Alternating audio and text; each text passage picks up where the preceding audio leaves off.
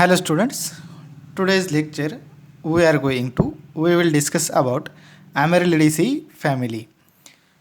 In this chapter studies of families त्याच्यामध्ये तुम्हाला totally families काय स्टडीसाठी आहेत तर त्यापैकी आपल्याला किती 8 फॅमिली आत्तापर्यंत स्टडीसाठी अवेलेबल आहेत या सिलेबसमध्ये.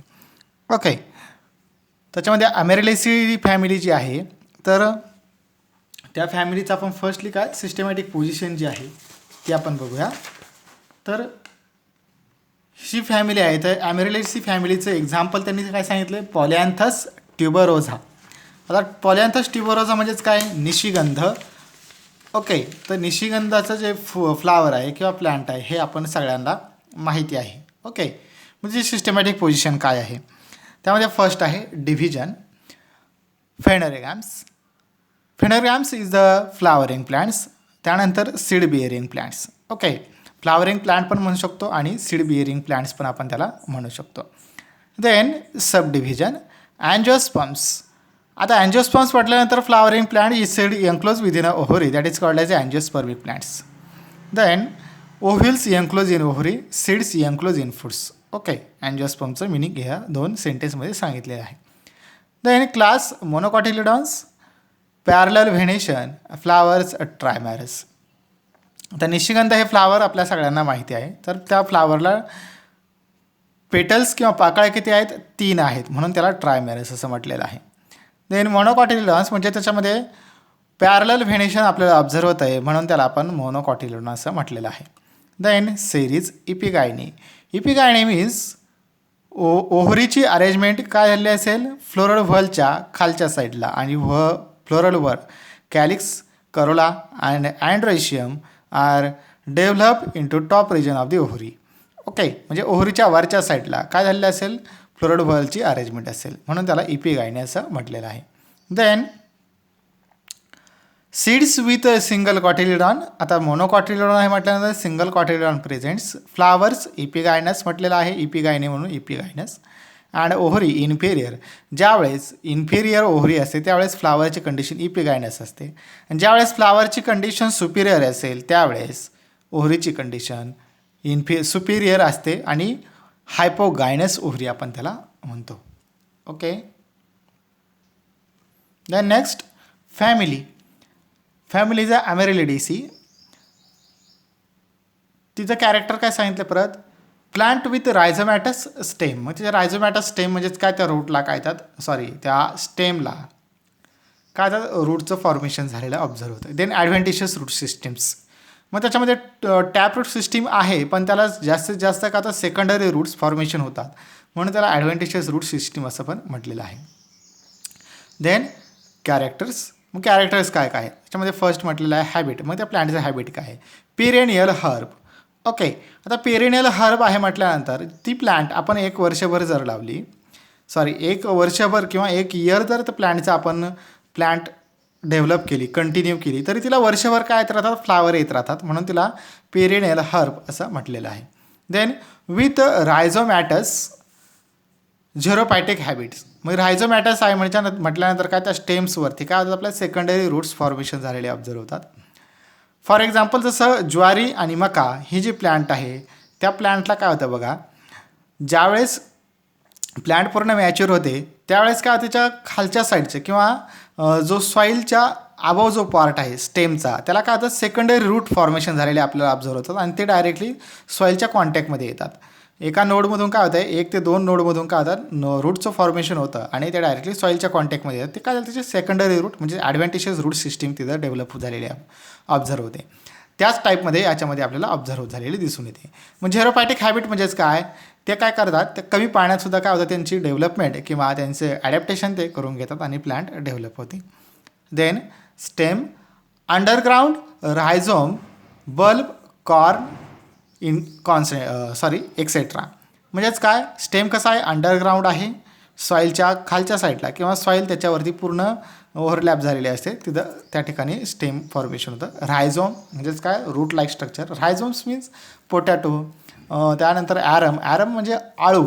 ओके, आळूचे पानं किंवा मग कॉर्न किंवा बल्ब जर म्हटलं तर बल्ब म्हटल्यानंतर मग गार्लिक म्हणजेच लसूण आणि कॉर्न म्हणजेच काय बनाना ट्री, ते बनाना ट्रीचे जसं रूट असतं त्याच टाईपमध्ये काय होतील किंवा स्टेम असेल त्याच टाईपमध्ये ह्या प्लॅन्टचं स्टेम आहे. Okay. Then leaves simple, alternate, narrow and parallel venation. Okay. मग तिचं काय सिम्पल लिप आहे, त्यानंतर अल्टरनेट आहेत, नॅरो आहेत म्हणजेच काय इलॉंगेटेड आहेत, इलिप्टिकल इन शेप आहेत, पॅरलल व्हेनेशन आहे. आता मोनोकॉटिलॉन आहे म्हटल्यानंतर parallel venation. Then with spiny apex and waxy coating.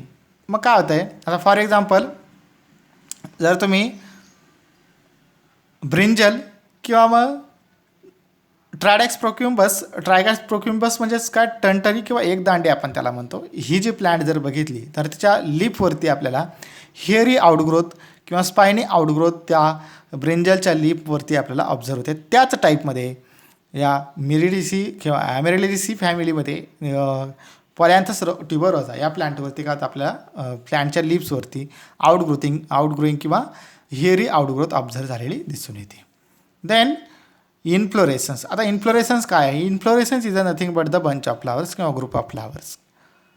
Solitary or many flowered umbel panicle spike. मग स्पाइक इन्फ्लोरेसन्स काय टाईप आहे हे आपण बघूया. Solitary means single.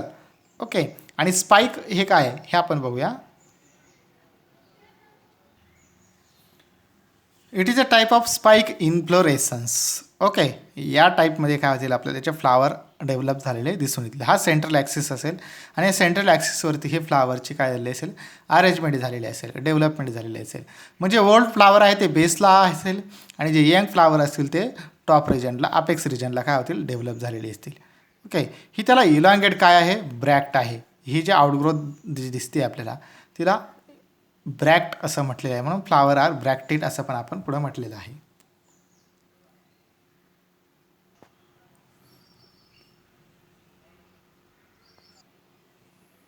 Then next flowers. Actual flowers काय आपण आत्ताच बघितलं त्या इन्फ्लोरेसन्समध्ये त्याला काय जी आउटग्रोथ होती इलॉंगेट ती ब्रॅक्ट आपण त्याला म्हटलेलं आहे. म्हणून फर्स्ट काय म्हणते त्यांनी फ्लावर्स ब्रॅक्टिएट. ॲक्टिनोमॉर्फिक म्हणजेच काय त्याला कोणत्या पण अँगलमध्ये कट करा त्याला काय होईल सेम पार्टमध्येचं डिव्हायडेशन होईल, that is called as actinomorphic. Then bisexual म्हणजेच काय male and female sex organ both sex organ are present in this flowers. म्हणजेच काय androecium and gynoecium are present in this flower, that is called as a bisexual. Then epigynous काय आहे ही condition आपण बघणारच आहोत. पण आधीच मी तुम्हाला काय सांगितलं इपिगायनस म्हणजेच काय ज्यावेळेस त्याला आपण इपिगायनस असेल तर त्याला इन्फिरियर ओव्हरी असते आणि जर हायपोगायनस ओव्हरी असेल तर त्याला सुपिरियर ओव्हरी असं म्हटलेलं आहे. आता ऑलरेडी ॲक्च्युअल इपिगायनस ही कंडिशन काय आहे हे बघूया. It is a epigynous type of ovary. आता हे बघा ही ओव्हरी जी आहे ती टोटल काय झाली थॅलॅमसमध्ये फिक्स झालेली आहे आणि ओव्हरीच्या टॉप अपेक्स रिजनपासून काय झाले आहेत फ्लोरची अरेंजमेंट झालेली आहे, that is called as a epigynous ovary also called as a inferior ovary. Okay. हे अँड्रोशियम आहेत आणि ह्या पेटल्स आहेत आणि त्याचे कॅलिक्स आहेत ते काय ओव्हरीच्या टॉप रिजनला अपेक्स रिजनपासून त्यांची अरेंजमेंट आहे. Okay. That is called as a epigynous. Then next trimerous and symmetry. तर ट्रायमॅरस म्हटल्यानंतर काय तीन पाकळ्या त्याला प्रेझेंट आहेत म्हणून त्याला ट्रायमॅरस म्हटलं आहे. सिमेट्री म्हणजेच काय ॲक्टिनोमॉर्फिक म्हणजे कोणत्या पण अँगलमध्ये कट करू शकतो त्याला सिमेट्री असं म्हटलेलं आहे. Then perianth is a nothing but the connection किंवा जॉईनिंग एक calyx and corolla. Okay. Join to one another म्हणजे कॅलिक्स अँड करोला हे काय एकमेकांना फ्यूज आहेत फिक्स आहेत त्यालाच पेरियांत म्हणतात. ते they not distribute one another म्हणजे एकमेकांपासून ते सेपरेट होत नाहीत, दोघांची एकत्र जॉईनिंग आहे म्हणून त्याला पेरियांत असं म्हटलेलं आहे. जसं कॅलिक्सला आपण सेपल्स म्हणतो करोलाला पेटल्स म्हणतो तसं जर कॅलिक्स आणि करोला दोन्ही जॉईंट असतील त्याला पेरियांत म्हणतो म्हणूनच त्याला नंतर काय म्हटलं आहे टेपल्स असं म्हटलेलं आहे. देन अरेंज इन मग किती आहेत ते tepals 6 in condition. Arrange in 2 whorls of three each. Okay. म्हणजेच काय एकाच 2 व्हर्ल्डमध्ये किंवा 2 पेअरमध्ये काय त्याची अरेंजमेंट असेल. Then androecium is the male sex organ. Stamens 6 stamens condition किती आहे 6 आहे. इपिपेटॅलस. इपिपेटॅलस मीन्स ते पेटल्स जे आहेत किंवा करोळा जे आहेत त्या करोळालाच काय ते अटॅच आहेत. फॉर एक्झाम्पल दत्तुरा ही जी प्लांट जर तुम्ही बघितली असेल तर दत्तुराचं जे फ्लावर आहे ते जर आपण ओपन केलं किंवा डिसेक्शन केलं तर जे अँड्रोशियम जे आहे ते पेटल्सलाच काय असतात अटॅच असतात. त्याच टाईपमध्ये याचे पेटल्स याला अँड्रोशियम हे पेटल्सला अटॅच असतील म्हणून त्याला इपिपेटॅलस असं म्हटलेलं आहे. Then filaments free to form a tubular funnel shape cup. मग काय करतात ते फनेल शेपचं कप फॉर्मेशन करतात. कोण अँड्रोशियम जे आहेत ते. Then anthers versatile or basifixed. आता ॲक्च्युअल वर्सॅटाईल आणि बेसिफिक्स ही काय कंडिशन आहे हे आपण बघूया.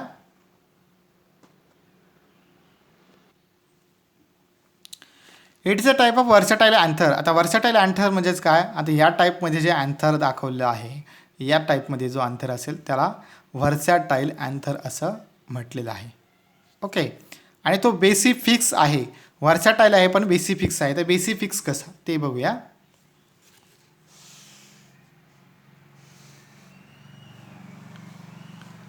It is a basifixed type of anther म्हणजेच काय बेसल रिजनला अटॅच असेल. म्हणजे वर्सॅटाईल अँथर आहे पण तो बेसल रिजनला अटॅच असेल. आता ॲक्च्युअल वर्सॅटाईल आहे पण बेसिफिक्सला कसा अटॅच असेल हे आपण बघूया. आता जसं बेसिफिक्स म्हणजेच काय तर जसा मिडलला डॉर्सल रिजनला आपण इथं अटॅच दाखवलेला आहे. पण ॲक्च्युअल जर वर्सॅटाईल आहे आणि तो बेसिफिक्स आहे म्हणजे या साईडला काय होईल त्याची अशी अरेंजमेंट झालेली आपल्याला दिसून येईल. ओके. या टाईपमध्ये त्याची अरेंजमेंट असेल. That is called as a versatile and बेसिफिक्स.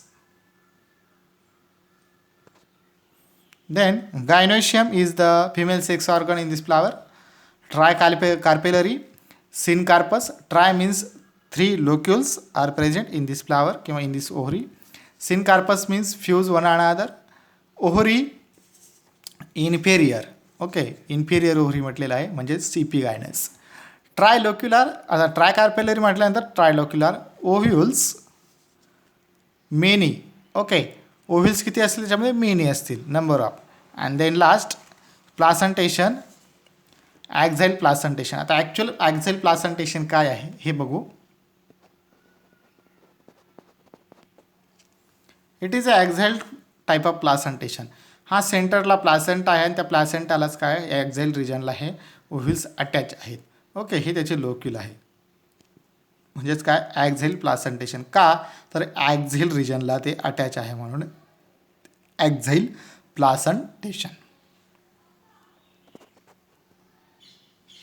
The next fruits. Fruits are capsule or berry like fruit developed. Then seeds endospermic, fleshy and black, often flatten and wing. Seed कसा आहे endospermic आहे त्याला endosperm formation म्हणजे outer covering formation आहे. Then fleshy आहे and black coloured आहे and flatten म्हणजे चेपट्या प्रकारचं आहे अँड विंग त्याला विंग्स अवेलेबल आहेत. Okay. Then next economic importance. आता इकॉनॉमिक इम्पॉर्टन्स त्याच्यामध्ये first cultivation in garden for fragrant flowers म्हणजे त्या फ्लावरला वेल स्मेल आहे परफ्यूमसाठी ते यूज केलं जातं त्यामुळं त्याला गार्डन पर्पज किंवा गार्डन फ्रॅग्रंट गार्डन पण त्याचं केलं जातं. Then the tuberose roots are use powerful tonic म्हणजेच काय केलं जातं जे रूट्स आहेत त्या रूट्सपासून पॉवरफुल टॉनिक काय केलं जातं प्रोड्यूस केलं जातं. Then third cure to gonorrhoea. Gonorrhoea हा जो डिसीज आहे त्याला क्युअर करण्याचं काम या प्लांटने काय केलं जातं कव्हर केलं जातं.